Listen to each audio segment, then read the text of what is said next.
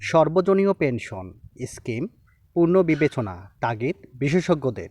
দেশের সকল শ্রেণীর মানুষদের পেনশন কার্যক্রম নিয়ে আসতে সর্বজনীয় পেনশন ব্যবস্থা চালু করে শেখ হাসিনা সরকার। 2023 খ্রিস্টাব্দে 4টি স্কিম নিয়ে শুরু হয় কার্যক্রম। শুরু থেকেই এই উদ্যোগ নিয়ে তৈরি হয় বিতর্ক, বিশেষ করে স্বায়ত্তশাসিত প্রতিষ্ঠানকে এই কার্যক্রমে অন্তর্ভুক্ত করায় নিয়ে উত্তাপ হয় দেশের বেশিরভাগ পাবলিক বিশ্ববিদ্যালয়। রাস্তায় নামে শিক্ষক, কর্মকর্তা ও কর্মচারী, পরে পিছু হটে সরকার। গেল বছরে 17 আগস্ট থেকে শুরু হয় সর্বজনীয় পেনশন কার্যক্রম। এ পর্যন্ত 4টি স্কিমে বিনিয়োগ করেছে 3,72,000 মানুষ।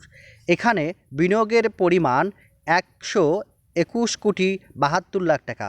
প্রতি মাসেই বিভিন্ন স্কিমে বাড়ছিল মানুষের অংশগ্রহণ। তবে শেখ হাসিনা সরকারের পতনের পর পুরো পেনশন ব্যবস্থা নিয়েই তৈরি হয়েছে বিপত্তি।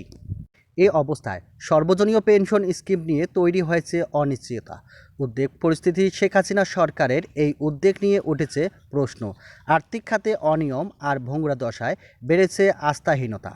গেল জুলাই ও আগস্ট মাসে এই কার্যক্রম যুক্ত হয়েছে খুব কম সংখ্যক মানুষ। সংশ্লিষ্ট কর্তৃপক্ষ বলেছেন, সরকারের দিক নির্দেশনা পেলে নতুন উদ্যমে এগিয়ে যাওয়া সম্ভব। বিশেষজ্ঞরা বলেছেন, সার্বিক কার্যক্রম পূর্ণ বিবেচনা করা দরকার।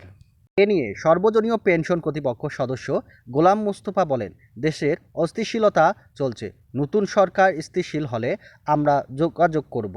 এরপর নির্দেশনা পেলে এই ক্ষেত্রে গতিশীলতা আনা সম্ভব হবে। তিনি বলেন, 5ই আগস্টের পর হাতে গোনা কয়েকজন অন্তর্ভুক্ত হয়েছে।